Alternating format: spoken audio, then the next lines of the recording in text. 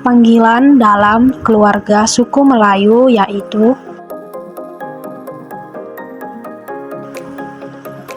anak pertama dalam keluarga suku Melayu dipanggil Long atau Sulung, anak kedua Ngah atau Longah, yang bungsu dipanggil Cu atau Ci. Kebudayaan suku Melayu sudah hidup di tengah-tengah masyarakat Indonesia secara turun-temurun. Dan salah satu bentuknya merupakan serangkaian ritual upacara adat yang cukup unik dan menarik. Budaya Melayu sendiri identik dengan agama, bahasa, dan adat istiadat, yang merupakan bagian dari identitasnya. Yang pertama, tradisi berpakaian. Orang Melayu mengatakan adat memakai pada yang sesuai, dan duduk pada yang elok, dan adat berdiri tahukan diri. Ungkapan tersebut mengandung makna yang sangat dalam, atau pada intinya mengajarkan bahwa segala sesuatu haruslah mengacu kepada aturan yang seharusnya. Dalam konteks ini, mengenai segala hal yang berhubungan dengan tradisi, berpakaian suku Melayu juga mempercayai bahwa dalam hal berpakaian hendaknya kembali kepada asas sesuai yang berlaku. Maksudnya seperti sesuai pakaiannya, sesuai dengan pemakainya, sesuai cara memakainya, sesuai tempat memakainya, dan sesuai menurut ketentuan adat yang berlaku. Oleh karena hal tersebut, menyebabkan masyarakat suku Melayu selalu memilih pakaian yang sesuai dengan diri dan kedudukannya. Dan yang terpenting, selalu berusaha untuk dapat memakai pakaian dengan baik dan benar, dan tidak melanggar ketentuan adat. Yang kedua adalah tradisi adat Balimau Kasai. Bulan Ramadan merupakan bulan suci bagi umat Islam, atau sama halnya bagi masyarakat suku Kampar. Mereka akan melakukan upacara Balimau Kasai. Satu hari sebelum bulan puasa tiba, upacara adat suku Melayu tersebut merupakan ungkapan syukur atas bulan Ramadan, sekaligus menjadi kesempatan untuk mensucikan diri. Kata Balimau dalam bahasa Melayu berarti mandi dengan air dicampur jeruk atau limau, yang merupakan satu kebiasaan dan suku Melayu. Yang ketiga yaitu upacara adat tepuk tebung tawar. Upacara adat suku Melayu ini menjadi salah satu tradisi penting dalam masyarakat Melayu. Tujuan dari ritual ini adalah untuk mendoakan keberhasilan seseorang. Pada umumnya, upacara ini menjadi satu rangkaian dengan beberapa tradisi upacara adat lainnya. Contohnya seperti perkawinan, khatam Quran, syukuran, peresmian atau profesi upacara adat lainnya. Yang keempat adalah upacara tradisi perkawinan adat suku Melayu. Bagi masyarakat Melayu, pernikahan bukan hanya sekedar sebagai tradisi, namun juga untuk memenuhi perintah agama. Oleh karena itu, ada beberapa persyaratan yang wajib hukumnya. Contoh dari persyaratan tersebut seperti seagama, dewasa, sehat jasmani dan rohani, mampu dan bertanggung jawab. Namun yang terpenting adalah bahwa kedua mempelai haruslah memiliki pandangan yang sama, bahwa pernikahan adalah salah satu hal yang sakral. Ada beberapa tahapan persiapan pernikahan yang harus terlaksana saat prosesi perkawinan berlangsung. Contohnya seperti meminang, mengantar tanda, mengantar belanja, menjemput, menggantung, berendam, bernimai khatam Quran, dan akad nikah. Sudah menjadi sunatullah bahwa pria dan wanita diciptakan oleh Allah untuk melakukan pernikahan. Selain melaksanakan kehidupan sesuai dengan ajaran agama Islam, ada tradisi umum yang diterapkan pada suku Melayu ketika melakukan pernikahan. Khusus wanita Melayu, sebelum menikah, calon pengantin dilarang bepergian kecuali mendapat izin dari orang tuanya. 1 minggu sebelum menikah dilarang keras bepergian, dan 3 hari sebelum menikah juga dilarang bepergian. Biasanya, jika aturan itu dilanggar, maka akan berakibat fatal. Bisa disimpulkan, adat pernikahan pada budaya Melayu terkesan rumit karena banyak tahapan yang harus dilalui. Kerumitan tersebut muncul karena pernikahan dalam pandangan Melayu harus dapat restu dari kedua orang tua serta harus mendapat pengakuan yang resmi dari tetangga dan masyarakat. Yang kelima adalah upacara adat berkapur sirih. Masyarakat Melayu mengenal sebuah tradisi yang bernama berkapur sirih, yang merupakan sebuah upacara makan sirih dengan kapur dan pinang.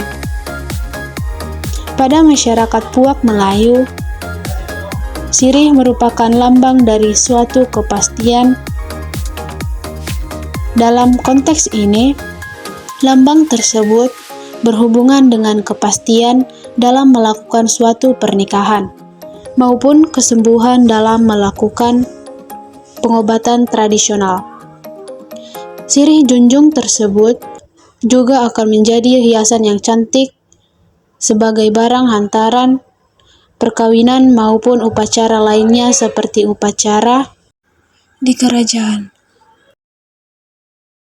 Menurut sejarah, acara tepung tawar merupakan warisan budaya Hindu, tetapi setelah agama Islam masuk ke Indonesia dan dianut oleh masyarakat Melayu, terutama Melayu Deli.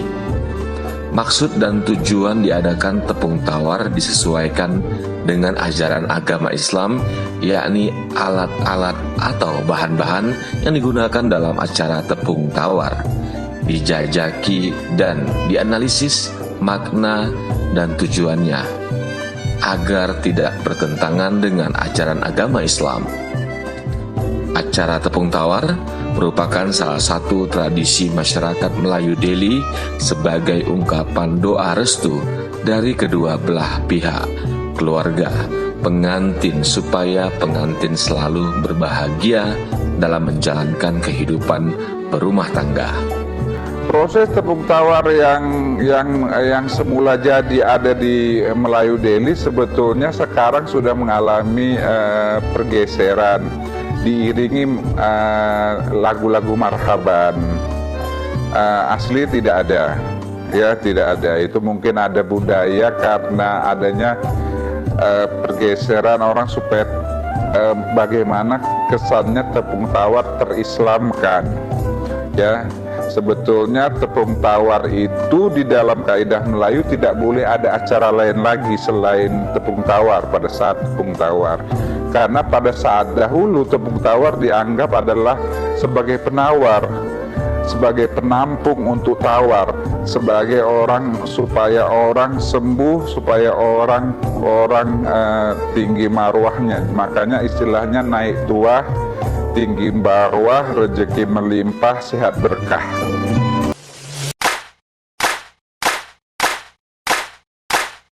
Indonesia memiliki warisan budaya dan alam yang layak dilestarikan dari Sabang sampai Merauke. Terdapat beribu keragaman budaya dan alam yang berbeda di setiap sukunya. Tempat berlindung di hari tua sampai akhir menutup mata. Di sini, di salah satu pulau di ujung barat Sumatera, Pulau Nias, menyimpan sejuta cerita, sejuta asa yang masih syarat akan budaya leluhur. Inilah suku Nias. Pusaka abadi nan jaya,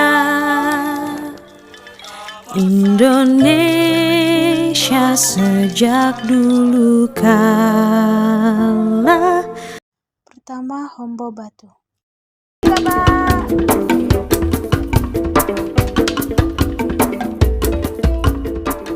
Setelah diberi sambutan, kami diajak Bapak Kepala Desa untuk melihat tradisi suku Nias yang sudah mendunia.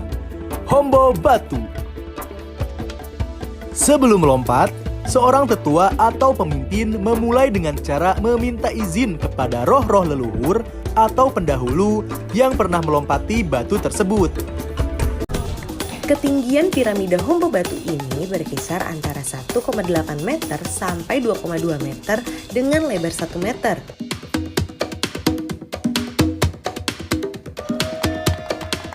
Tradisi Hombo Batu merupakan simbol tanda kedewasaan para pemuda suku Nias.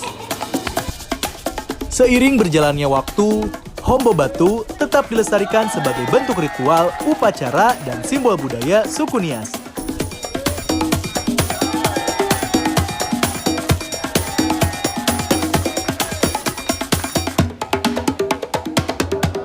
Anak laki-laki suku Nias sudah belajar Hombo Batu sedari kecil, kakak.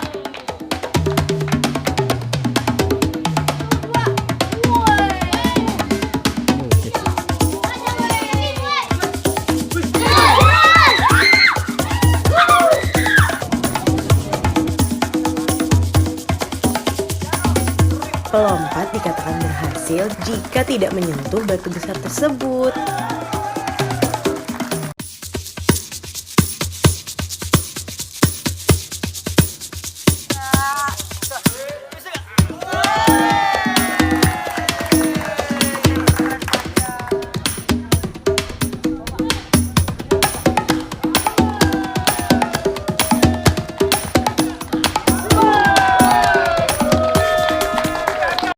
Kedua, tari perang. Falwaya atau tari perang merupakan salah satu bentuk kesenian tradisional suku Nias. Tarian ini dibawakan oleh para prajurit desa dengan menggunakan aksesoris dan perlengkapan perang atau gamah-gamah. Kata Falwaya berarti bersama-sama atau kerjasama. Koreografi tarian ini merupakan perpaduan seni tari dan vokal. Tari perang ini merupakan tarian kolosal yang dilakukan oleh sekitar 100 penari. Pertunjukan tari Falwaya akan menjadi interaksi kreatif antara dua kelompok penari yang menggambarkan semangat para prajurit perang. Tari Falwaya dibawakan oleh penari laki-laki berusia remaja hingga dewasa. Biasanya tarian ini hanya dilakukan oleh orang Nias asli. Ada beragam gerak tari perang Nias ini. Di antaranya gerak Hugo, gerak Ohigabolo, gerak Hifago, gerak Fualo, gerak Falwaya Zanoko, gerak Fataile, gerak Famanu-Manu, gerak Fasuwo, gerak Fadolihia, dan gerak Sioligo.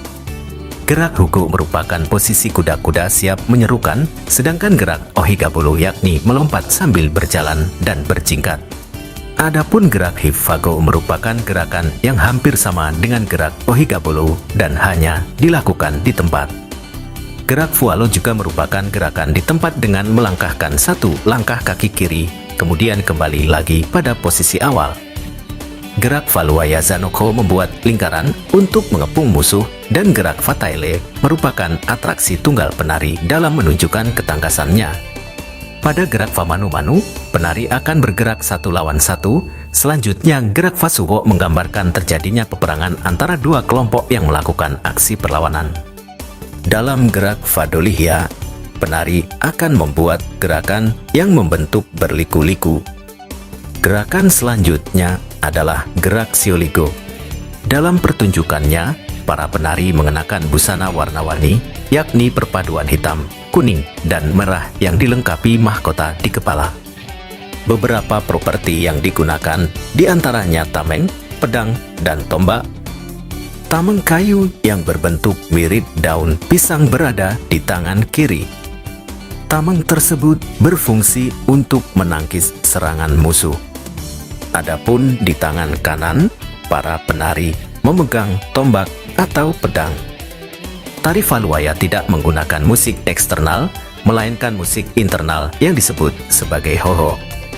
Hoho adalah tradisi lisan nias yang dilakukan secara puitis dengan memilih kata-kata yang menarik untuk diperdengarkan.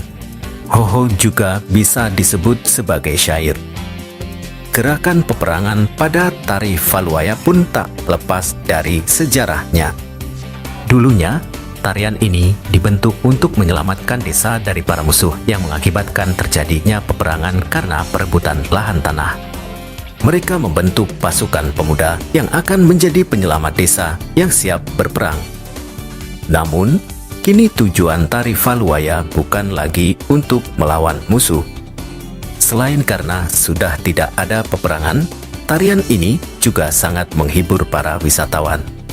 Alhasil, tarian ini kini menjadi bentuk perjamuan atau sebagai penghormatan tamu sekaligus sebagai hiburan pada acara-acara penting adat Nias.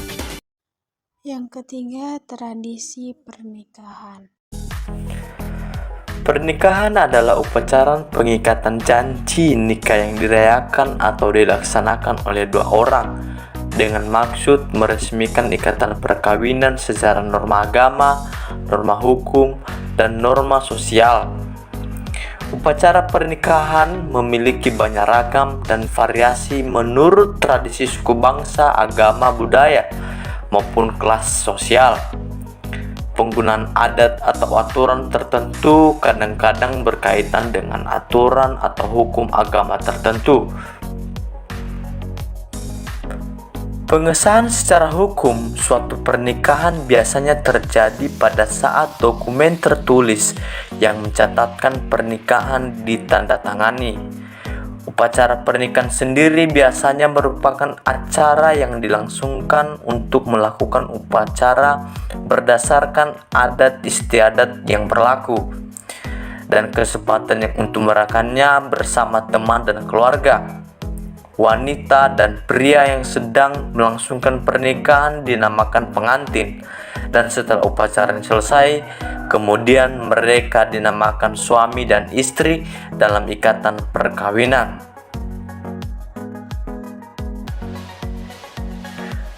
Yang pertama, mencari jodoh. Pemuda yang mencari jodoh memilih secara diam-diam si gadis, karena adat melarang untuk berhadapan atau berbicara secara langsung dengan si gadis. Istilah mencari jodoh ini disebut Fama Giniha, Nias Barat, Laraga, dan Nias Tengah, Fama Kebale, Hilina Bale, dan Nias Selatan, Lobi-Lobi, Hilis Metane, Baba Mataluo, Arame, dan Sipalawa. Tahap mencari jodoh ini juga memakai cara. Yang pertama, menanda Fangifi, artinya melihat jodoh baik atau tidak dari mimpi si laki-laki calon mempelai, atau Famaigi Tedemanu, artinya melihat jodoh baik atau tidak dari pemeriksaan jantung ayam. Jika laki-laki telah menemukan jodohnya, maka melalui perantara, istilahnya Sio, Telangkai, Balendrela, Samatueli, atau Siila, daerah Tanee, Nisel, menanyakan status gadis kepada Hiwa atau keluarga terdekat si gadis, apakah gadis belum terikat dan bersedia menerima pinangan lamaran. Yang kedua, Famatua atau pertunangan. Pihak laki-laki menyampaikan lamaran secara resmi kepada pihak perempuan. Tanda jadi peminangan ini diserahkan Afosisara, yakni Tawo atau Siri, Betua Kapru Siri, Gambe atau Gembir, Vino, Pinang, Bako atau Tembakau. Semua bahan-bahan ini dibungkus dengan baik. Sebanyak 100 lembar siri disusun berdempet. Inti acara ini adalah pertunangan secara resmi yang berlangsung di rumah pihak perempuan. Pertunangan ini masih longgar yang istilahnya fofo buladari, atau dengan istilah bahasa Indonesianya diikat dengan daun ladari, bisa batal tanpa resiko apapun. Istilah pertunangan ini disebut Famatua, Famaigibewe daerah Moro'o, Familaiduru yaitu tukar cincin daerah Laraga, Tuegabo, Amendaya, Arame, dan Daro-Daro Balaiha.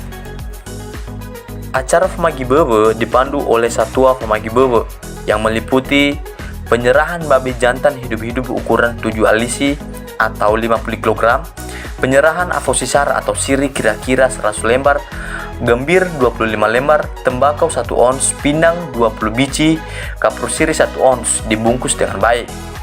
Dalam bungkusan diselipkan cincin belah rotan atau dalam istilah bahasa Niasnya suasa untuk bahan tukar cincin. Jika dipakai cincin emas, maka dianggap menentang pihak perempuan tentang jujuran. Kepada pihak perempuan disampaikan maksud dan tujuan kedatangan, kemudian disambut oleh ketua adat pihak perempuan. Setelah semua selesai, lalu dilanjutkan dengan makan-makan bersama.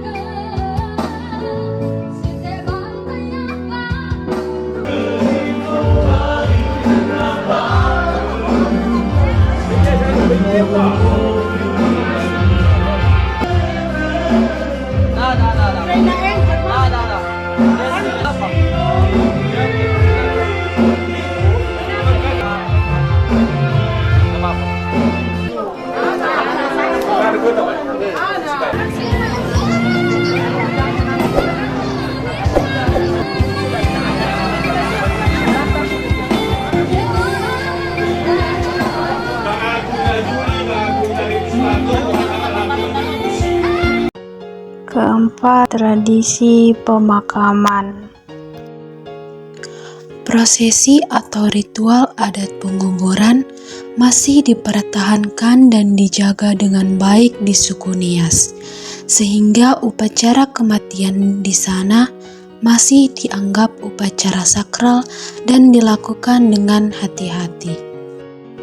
Dalam upacara kematian dilaksanakan 2 upacara sakral, agar nantinya roh atau arwah yang telah meninggal bisa tenang menuju alam baka. Pertama, upacara Famalakisi atau disebut juga dengan perjamuan terakhir kalinya yang diadakan bagi seorang ayah yang hampir tiba ajalnya bersama putra-putranya, terutama yang sulung. Dalam upacara ini dihidangkan daging babi untuk makan perjamuannya. Semua putra dari ayah haruslah datang, sebab sang ayah akan memberkati putra-putranya agar para putranya tidak mengalami rintangan hidup yang berat.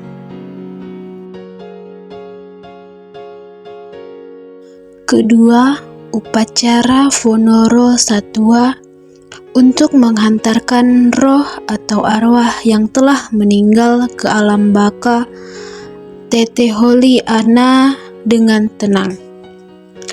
Dalam upacara ini akan disajikan daging babi yang amat banyak, biasanya sekitar 200-300 ekor babi. Dan semakin banyak daging babi yang disajikan, menandakan ia orang kaya atau dari keluarga bangsawan.